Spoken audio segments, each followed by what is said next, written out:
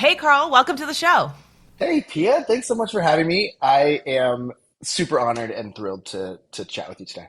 I am so excited to have you here, not just because I've loved having you inside Mastery and all the amazing things that you and your partners have done, but also because you've brought a unique perspective, a slightly different perspective than a lot of my other students. And I really want to dig into what that experience has been like and how you were Totally. able to apply things, what worked and what didn't, and just all the good juicy stuff behind the scenes. Are you down for that? 100%. Absolutely. Get all, squeeze as much juice as you Squeeze the want out of it. juice. All right. All right. I'm here to squeeze the juice. So, Carl, first, just please introduce yourself to the audience. Tell us a little bit about your business, how it's set up with Yeah, totally. Sarah and Jordan, and the name obviously, and who you work with. Yeah, so I'm Carl. I'm one of three partners at Luum Studio. We are a brand strategy and design firm based in Nashville, Tennessee. And really, our focus is helping businesses, really anybody with a big idea, become a favorite brand. And it looked like a lot of different things, and it's definitely evolved through our time with No BS. And over the last few years of just adjusting to pandemic life and things like that has really shaped our model. But our goal is for, I think, twofold. One is for people to see their idea, their business in a bigger way than they did before they worked with us. And the other is for them to have something that they are really proud of and go, oh, that's the version of this that I didn't know that I wanted or needed, but it's so right. It's so true and it's so who we are. And we believe that that connects better with the people that they're trying to connect with. Right? We believe that that's what helps make them distinct and meaningful. And so it's both rewarding from that standpoint of helping people realize that kind of, oh, this is bigger than I've allowed it to be up to this point. But it also helps us. I think we get to have really cool relationships with the people that we work with, which is obviously really meaningful in itself. Super cool. How did the three of you start this? Like, when did you start this business, and how did the three of you come together with this? What's the backstory? Yeah. So it all began kind of at a co-working space here in Nashville back. I think I first met Jordan around 2015 or 16, and we were working in this co-working space kind of in kind of a shared desk type of situation.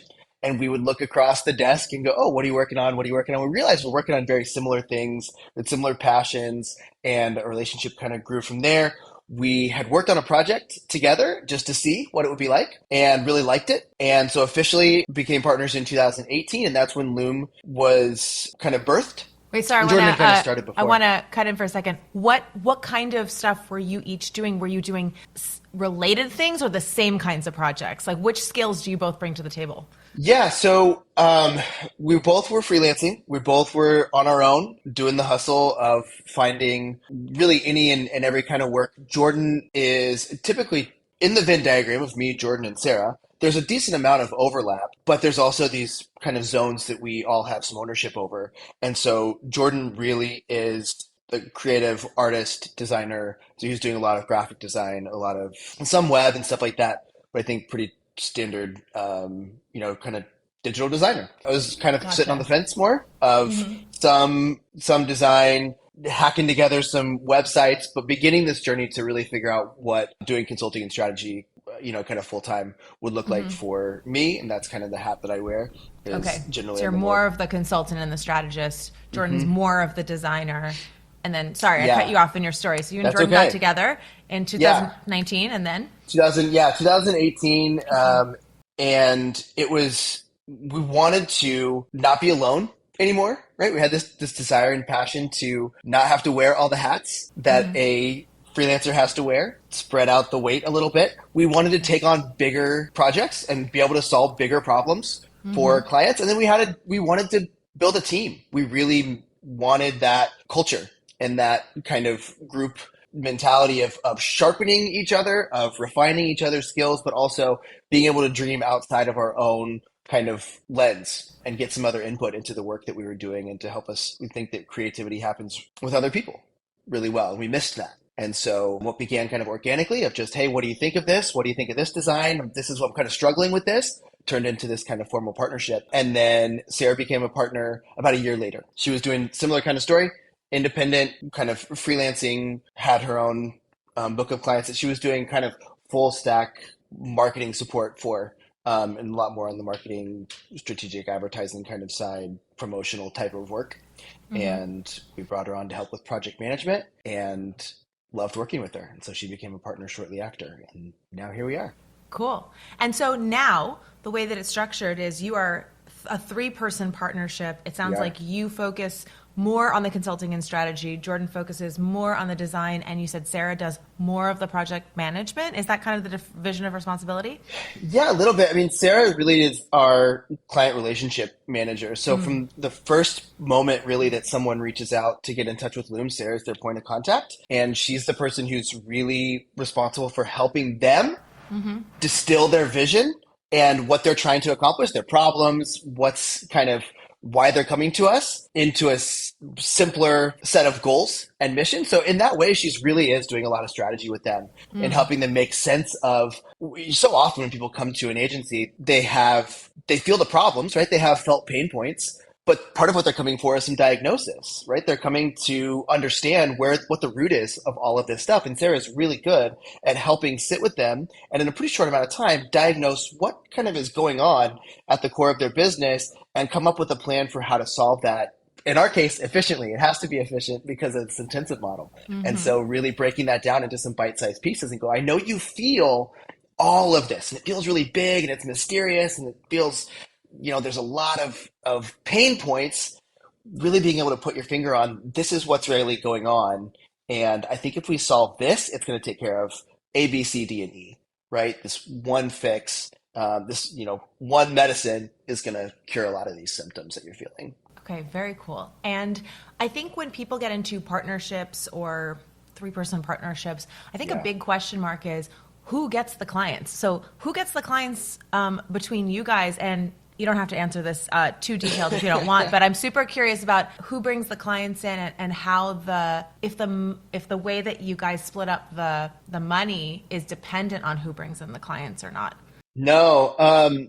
So we are pretty equal across the board in every way when it comes to the partnership.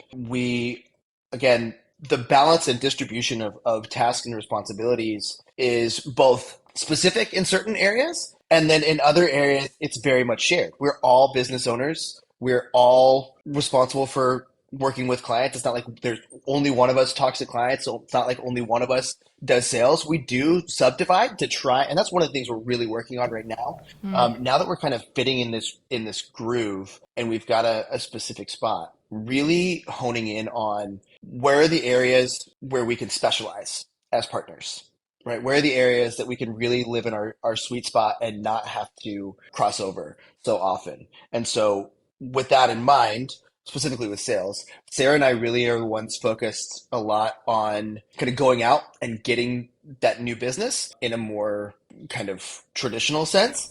Jordan's version of that is doing a lot on content and social media side. So coming up with, what are we putting out in the world that's more passive? What's more of that kind of lead nurture stuff as opposed to like digging up leads and lead generation?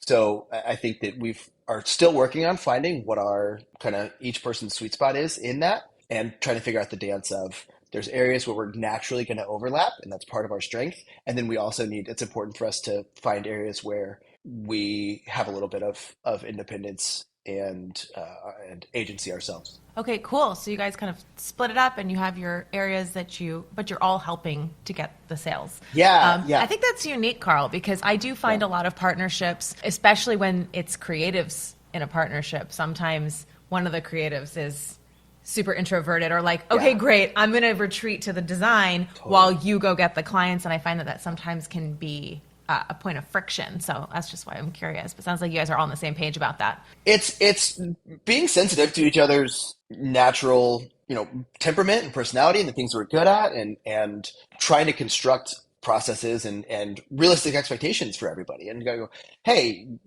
if you don't love this thing, there are enough of us. That's part of the benefit of having partners. If you don't love this thing, sometimes there's stuff we've got to do, but a lot of times the goal is to spend more time in the things that you love and are great at, which usually go hand in hand, and less time in the things that make you uncomfortable and where you're not the best version of you. And so there is a bit of that. Business owner, you put the hat on and you do the work, but then also one of the big goals and reasons for all three of us that this works and we're able to do better together than we would independently is because you go, you know what, I'm not good at this. It takes some self-awareness to go, hey, this is not the place I'm used best. But once you start to do that and see the return, you start to like it really becomes affirming pretty quickly. I said I'm not good at that thing, and actually my life is better, right? Like Right.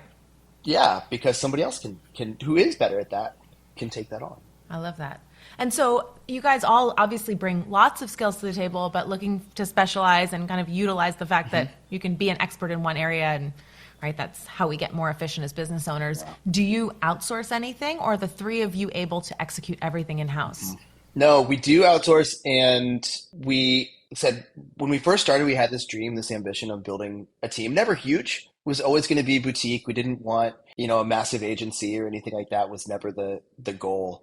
Kind of I feel like more money, more problems is my experience in that world. Well, more And overhead. so more people, more problems. Yeah, Yeah. more people, more overhead, more problems. And we really value the agility and versatility of being a smaller team.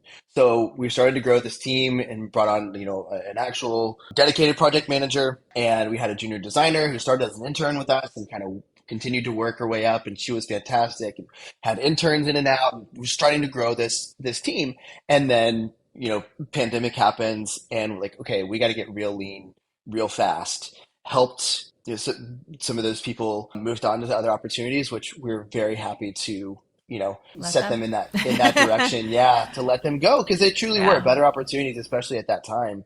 And so we had to get pretty scrappy and figure out, what are we doing, which lined up with our kind of starting to feel like I think that we need to figure out a different model for delivery. And that's, when we found this intensive model and that's really what's allowed us to stay lean is that we have a model that matches what we're trying to do we have a production model that matches our business model and our structure and allows us to stay lean and efficient and have repeatable processes. And so we do outsource stuff. One of the big ones was I had always by default built websites, right? So we had constantly trying to figure out how do we build this? What are we doing?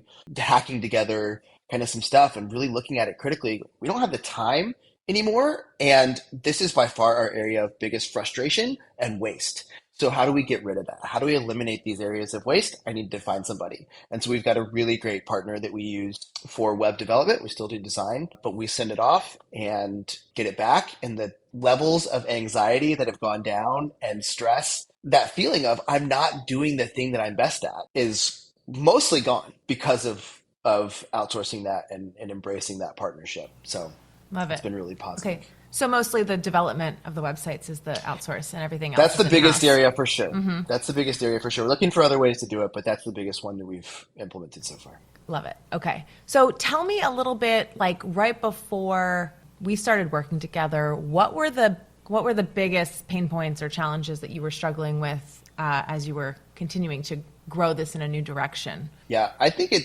pretty classically a lot of the BS, a lot of the projects that don't end or close, a lot of the not being able to get people to approve things or sign off on things or schedule meetings, needing to launch stuff to get that door closed on a project, but they haven't paid yet, and constantly feeling like you have to reinvent the wheel, I think, to accommodate these different types of people and asking the question, is it us or is it them, right? Is it me or is it these clients?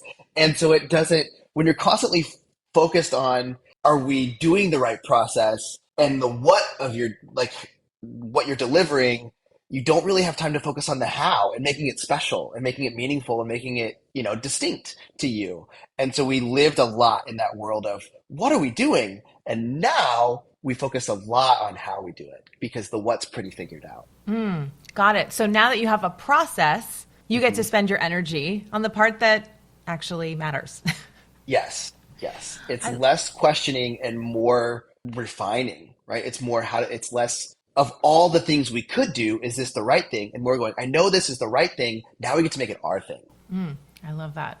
Tell me a little bit. I remember when we first had a conversation, first me and you, I think, and then the three of us. You guys were all a little like, I don't know about this.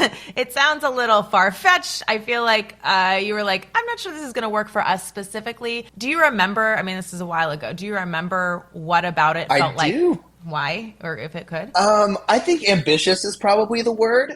It's just kind of difficult to imagine going from what would take 5, 8, 12 weeks. I mean, even in the worst case, some of the websites and things like that with certain clients that couldn't get decisions made and the more bureaucracy and red tape they have in their team. There's projects that 6 months, 8 months, 9 months just drag on. Go from that to weeks, 1 week, maybe 2 weeks. Just I think more than anything was ambitious. Like this seems too good to be true. I think there's that piece of how can we get clients to think this quickly, and then also the how do we get organized enough to like make decisions that quickly. We knew there's that classic, okay, it's either time, cost, or quality, right? Okay, so we weren't willing to sacrifice quality. That was a big thing for us. We're a small team. We don't want to have stuff we don't want to do stuff that we're not proud of because we don't think that's what's best for the client. And our market is not people who are looking for a cheap solution. We're looking for people who want a good solution. We are a quality, like probably more, not the highest end, but we want to be seen as more of a high end experience, more of that boutique custom experience. So we're not willing to sacrifice on quality. We got to really cut down the time. How do we make those things line up? And then there's the believing that we can charge more because that's the side of the equation that has to go up. So I think just the combination of doing all of those things differently and rethinking all of those things in concert is like, this does seem a little too good to be true, but it's not.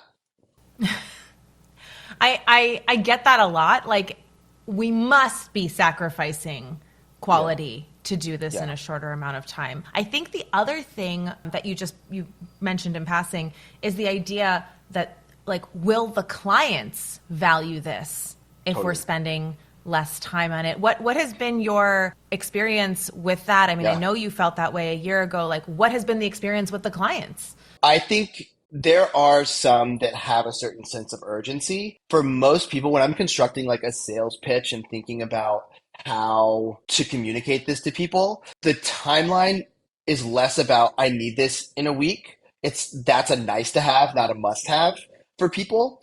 But when we translate that into focus and decision making, that's when like and scheduling and that kind of stuff, that's a part that does become more tangible to people. So it's less about the immediacy and more about the process of not dragging out, not elongating something.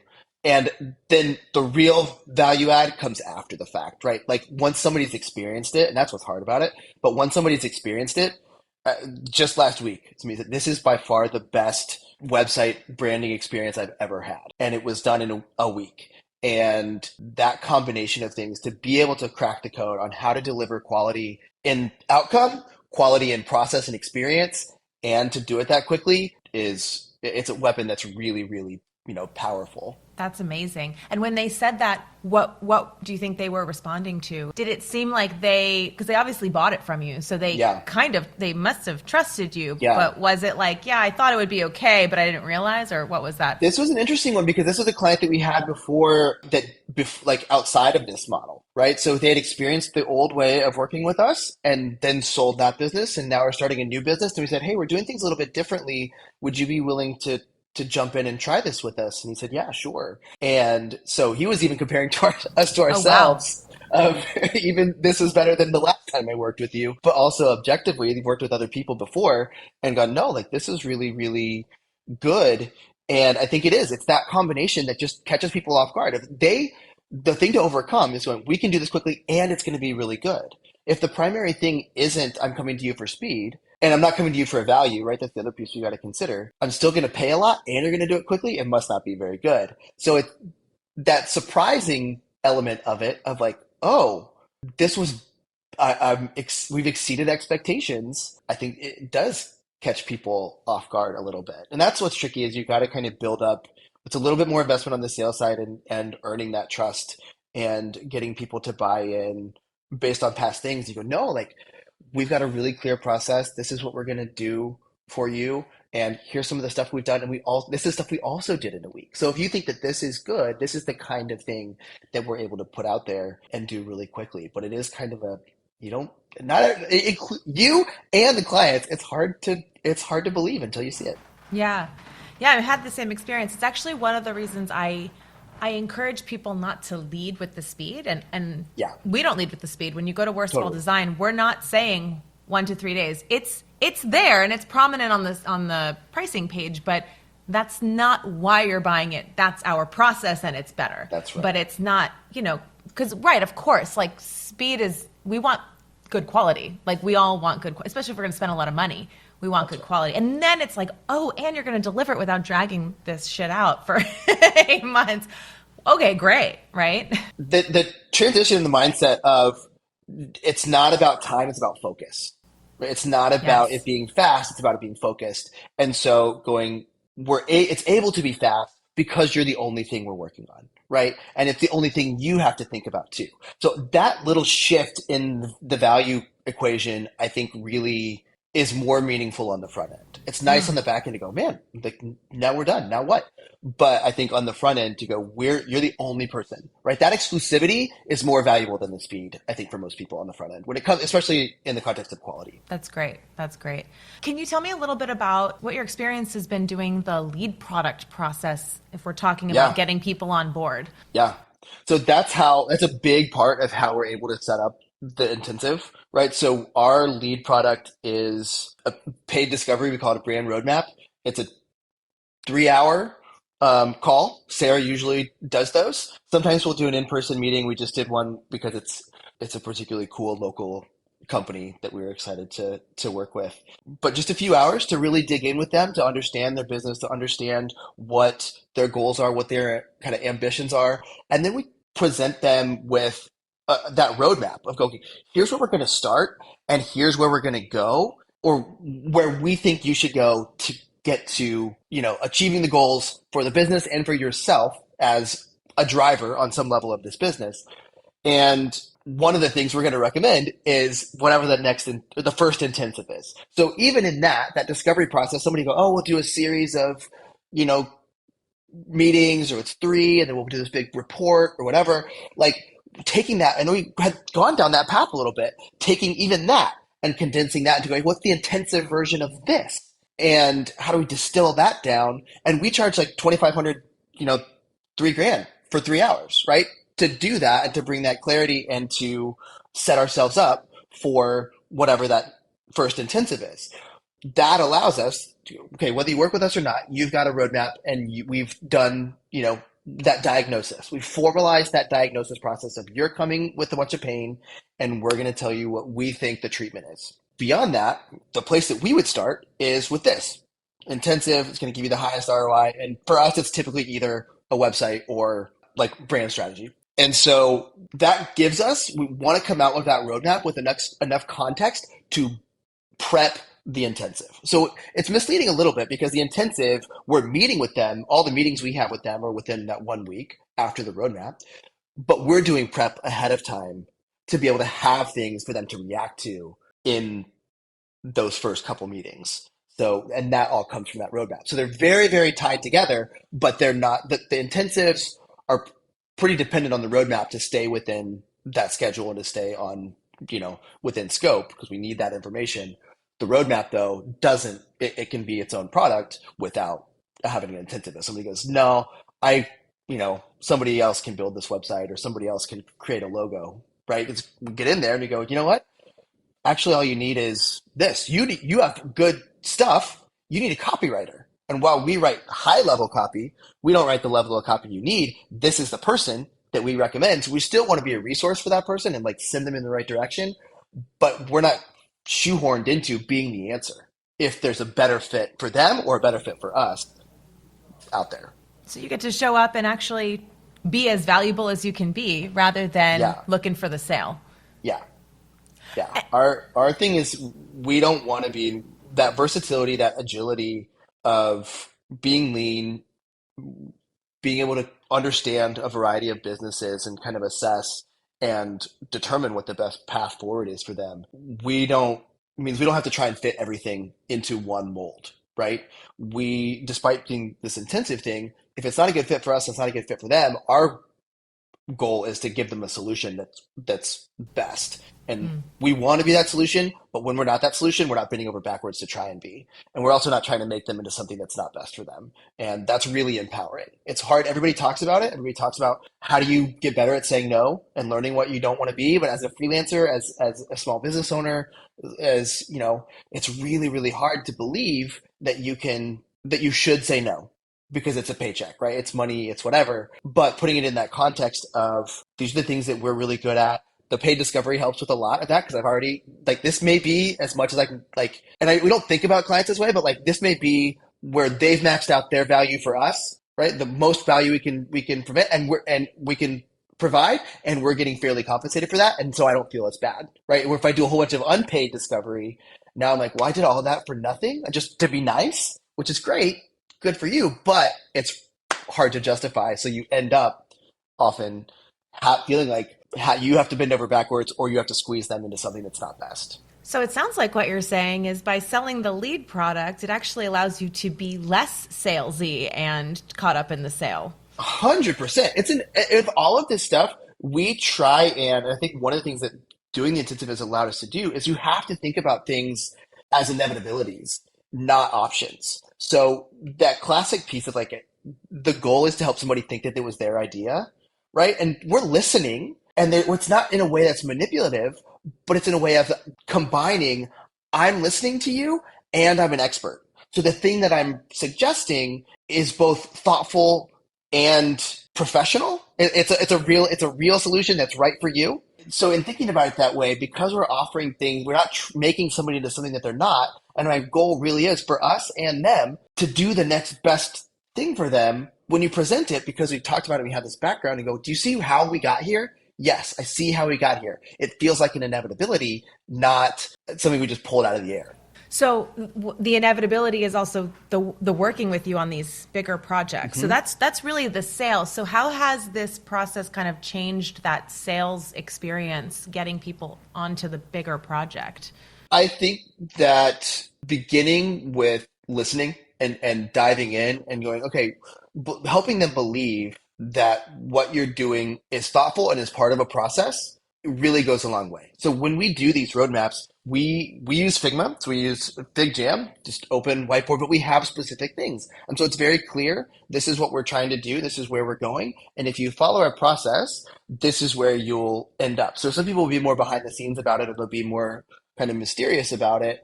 And it's harder to bring people along that journey, right? But if we sit down and go, okay, we're going to go on a road trip, we're going to say, get in the car, I'm going to blindfold you, hope we end up where you want to go or in a place that you like.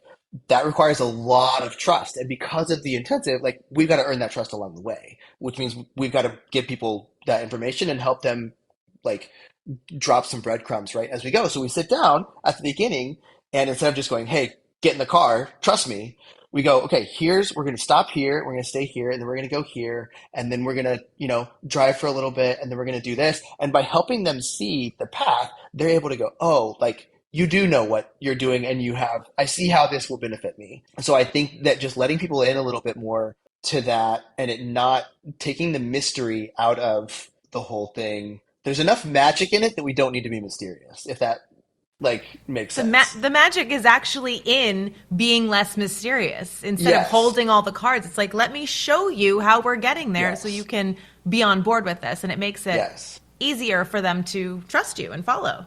The balance between the magic comes in the balance between that's so simple and it's so amazing. Like I should have seen that and I didn't see it. And that doesn't happen when you're like really cagey about what you're doing. So we try and be really clear about, do you see how we went from this to this? Because you said this, we made this decision and this decision and this decision. So there's a direct connection between what they're telling us and the way that we're making recommendations and decisions that helps affirm, right, their feeling of being heard. Carl, you could teach this program. I'm so excited to hear. You nailed it. I love it so much. I just love hearing it come come back like Yeah, it's just coming right yes, back at yes. you. No, I love it so Yeah. much. That's awesome. Can I ask you? Yeah. I know you work with some bigger clients. Have you done this process with multiple stakeholders? We have. Tell me a little bit about that It's rare. because It's rare to get just one, right? So sure. for us and the level of people that we work with, it's rare to have just one on one, and we actually discourage it because it's three against one, and that can be a little bit intimidating for people. So we like to, even if it's like, it doesn't always have to be a partner. It doesn't always have to be somebody who is like at the same place in a business. Sometimes it's an owner and a marketing director. Sometimes it's an owner and or founder and an employee, right? Like just having that third party as an outside, a different lens to view it through and a different point of view. They're seeing things and bringing things to the table that the other person isn't. And this is true for us too.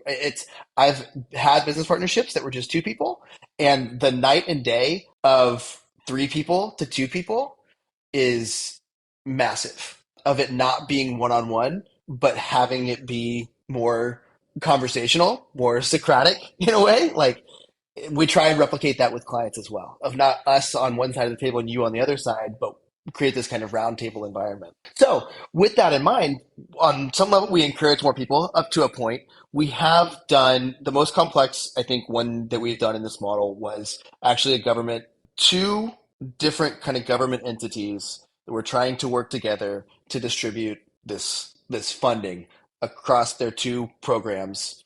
Plus, there was really a campaign associated with promoting the whole thing. So, three brands run by two different government entities is kind of one of the most complex things. And so, the intensive model actually really helped to be able to focus their attention, coordinate schedules, and to go, we're all going to be in the same room at this time to try and map out a calendar that would fit everybody's schedules over months would have been impossible. And we'd lose all of the like collaborative nature of it. So in the moment, in those meetings, in the intensive, it takes a lot of work to wrangle everybody and to focus those ideas and to make sure everybody's heard and, gets equal attention and to help them see this is true and good for them.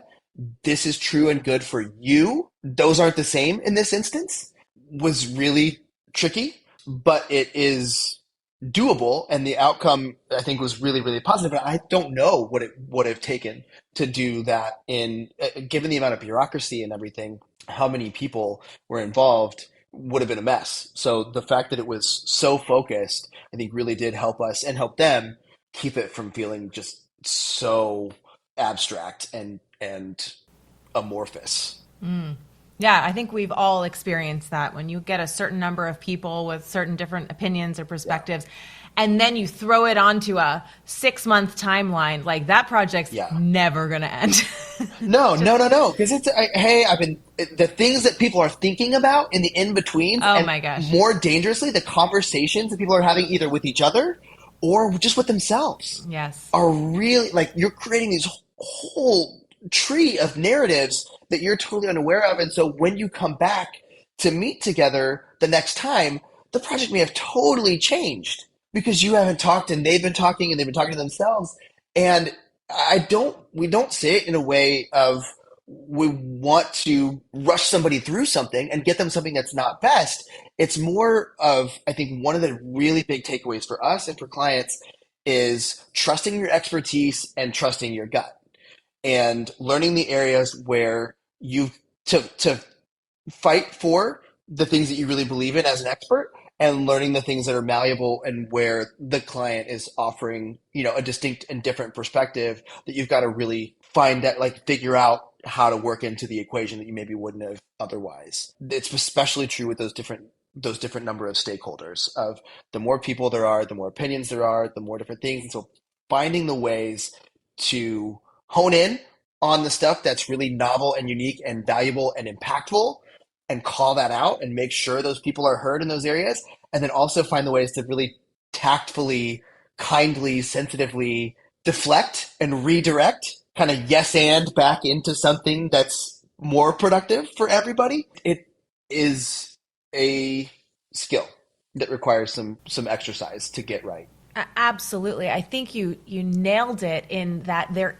I think sometimes people think there's a lot of assumptions, right? When you hear shortened timelines, intensives, right? And also I talk a lot about being a leader confidently, like guiding the client. But it's not the same thing. I'm not saying be pushy, get people to agree to things that aren't good for them. I think you nailed it. It's this delicate balance of there are certain things that clients will have opinions about and push on that really have no reason. It's just a thought and they don't know why or have any, it's not connected to the goal or anything. And then there are some times when clients have great things to add and you can totally make that change. And as the expert, and this is something that I think you'll agree, and you've been doing this a long time, and I can tell, you bring a lot of that. It's just practice to get better and better at being able to identify the difference and then being able to eloquently and kind of gracefully navigate those two, because sometimes I am like gently but firmly, yes, and this is why we did it this way, and a client like will totally back off and they're like, oh, okay, right? And in a less advanced version of myself, I would have been like, oh, you want to see it in 5 different colors? Okay, well, let's hurry up and show it to you. And it's like, we don't need to do that. And then sometimes they bring something and you're like, that's interesting. I see the purpose of that. Yeah, let's totally see what that looks like. And it's like, yeah, that made it better. And that's just practice. Yeah, it really is that process of helping people disassociate a little bit from, especially if you're one person working with one business owner, there's so much individual identity that's often tied into that. We really try and manage that early on and try and set the expectations of, I'll pretty consistently, if I'm talking to somebody and I think that may be an issue where there's a really blurry line between who somebody is as an individual, personal opinions, right? My personal brand as an owner, my taste, and the thing, then we'll do one of two things. One is to focus on, in that brand roadmap, especially where, like, how do you see yourself and how do we position your personal brand as an asset to this brand? So we're separating the two, but we want to show them as complementary. And your personal brand we want it to be so valuable. We're adding, right? Not ignoring it and not pretending it's not there, but embracing that thing and helping them create distinction between the two. I think is really important. And then the other thing is that we'll say pretty early on, our goal is not for this to be your favorite thing, right? We want to build favorite brands. It's already going to be your favorite. You made it. It's your baby. It's, always going to be something that has a special place for you, but you can't buy from you, right? That's not a business model that's going to work for anybody. So we need to be somebody else's favorite. And that means we need to make some choices that aren't what you would do if it was just up to you, because we're considering these other point of views and these other kind of outside perspectives. We do want it to be something that you are confident in and you're proud of, but I don't need it to be your favorite brand. And helping set those expectations, if somebody really pushes back against that, it really is the kind of thing we go, yeah, I think we might not be the right people, because part of what you're coming to us for is that expertise and that guidance. If you're looking for somebody to just execute on what you're doing, you can get that somewhere cheaper, and that's what you should do. But if you will trust us, and we're going to include you in this, right? You're going to see how we made these decisions. We're going to talk about it, but this is one of those areas where setting that expectation can be really indicative of yes, I'm on board with that, or they're going to have a really hard time with this. But that's something we try to do really early on. Really well said. I mean, the expectation management and fulfillment is a huge part of what makes a project go well. And it's so, isn't it interesting that what I call the default way of doing things, like kind of I think it's what the big agencies, the way that they run things, or the way it's interpreted by the people that work there who then go off and do their own thing, kind of lacks that piece almost completely, that let me explain to you how to look at this and make decisions. When you say that in the beginning of a project, it completely changes the way the client shows up. And so when I talk to people who are like, all these clients are dragging these projects on, it's like, okay, well, if it's everyone, then look in the mirror. It's your Yeah. process. Yeah. It's not them, right? Because I've also Yes. been in that situation as a client. And I've been like, I'm being a terrible client right now because my expectations are not being managed and I have no idea what's going on. 100% going back to that idea of bringing people along the journey and helping equip them to make informed decisions and to know because of this focus, we have to be really intentional about this is the thing, these are the pieces of this that I need you to care about right now. And the intensive model does lend itself to that natural instinctual focus better because there's not as much time. Most people are really deadline driven, especially creatives. So if you're going, oh, I don't know how I can be that focused, I don't know how I can make decisions that quickly, you do it all the time the night before something is due, right? You do it all the time leading up to when you have to deliver something. We're just putting a little bit of that, building a little bit of that into the process because a lot of the time before is wasted, right? It's that the principle that the project takes as much time as you give it. You will use up as much time as you have. You will also use up as much focus as you have. So if you spread it out over all this time, your focus is going to get spread out over all this time. If you condense it with a little bit of, you know, building this muscle, your focus and your ability to make decisions quickly will match the timeline that you give it. The same thing would be true for the clients that you're working with. Like that focus allows us, we just prioritize. We have to prioritize. Our brain knows we have to do it. And so all the extra stuff of like, well, what if this and what if this? Like we don't have time. We don't have time for that. And it's not something we say. Like that's part of where the brand roadmap and setting the expectation early there comes into play. Of we don't have to think about social media, or we've considered the parts. We've already thought about the parts that are relevant for right now, and the parts that aren't. You know that we'll get to because we talked about when we're going to get to them. Like that's month 3 or that's month 6 or whatever, right? So helping to set that expectation and create that process for people, I think goes hand in hand with trying to maintain that level of focus needed. People, for both creatives and a lot of times for clients, there's one of two things. We live in the world of I need to go right now, I need to make an immediate decision, or I'm a perfectionist, so I'm going to live in the lab and I'm going to wait till it's absolutely perfect to release it out into the wild, right? There's the uber MVP of like, nope, just get it out.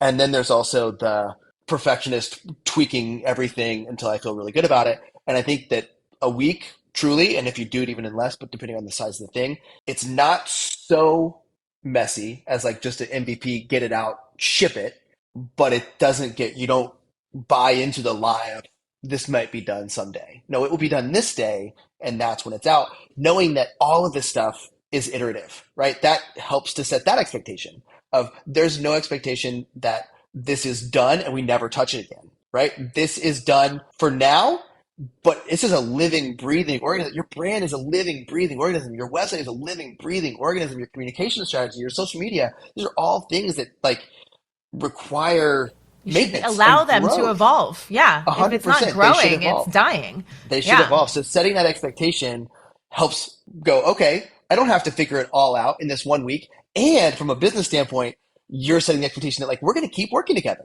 because this isn't done, right? We're still going, we're still learning, we're still growing, we're still evolving together. And it sounds like also not giving into the lie that, well, of course it's going to be better if it takes 10 times as long. Actually, sometimes it's worse when Totally. it takes 10 times as long. Often it is because too many cooks in the kitchen, watering it down, design by committee, you lose Yeah. your focus, you lose your enthusiasm, you're kind of done with it. It's the way that you look at a word maybe too many times and you're like, is that how you spell vacuum? And you're like, Yeah. I can't even see it anymore, right? There are so many things like that. There's so many of those of this will be better if whatever. More time allows us blank.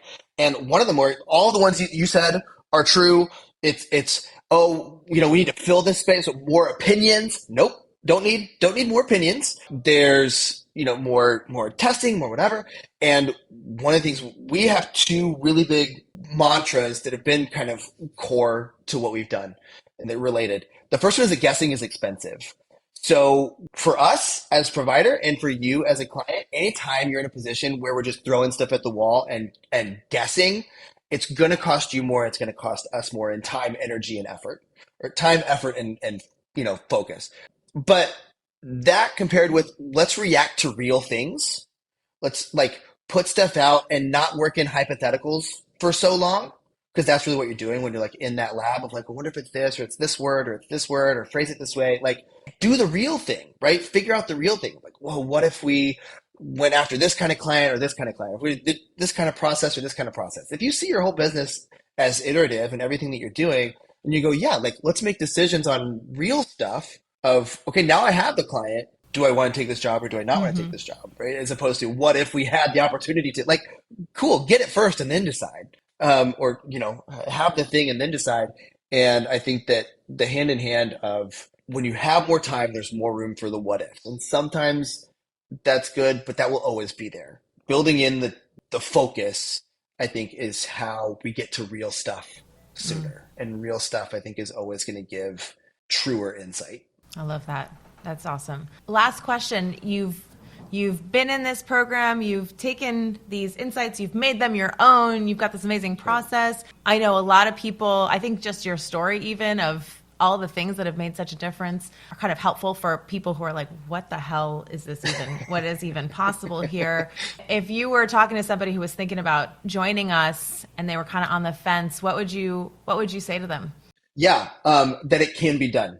It's everybody has, and this is where I think committing to that process and then being able to focus on how you do it your way, right? There are specific things because there's three of us, because of that, like the way we're trying to do stuff and who we're working with, because we do have still like ongoing book of clients that have other needs. There are times we've for sure intentionally deviated from the standard right Sure. model, but one of the other mantras that we have is learn the rules to break them on purpose.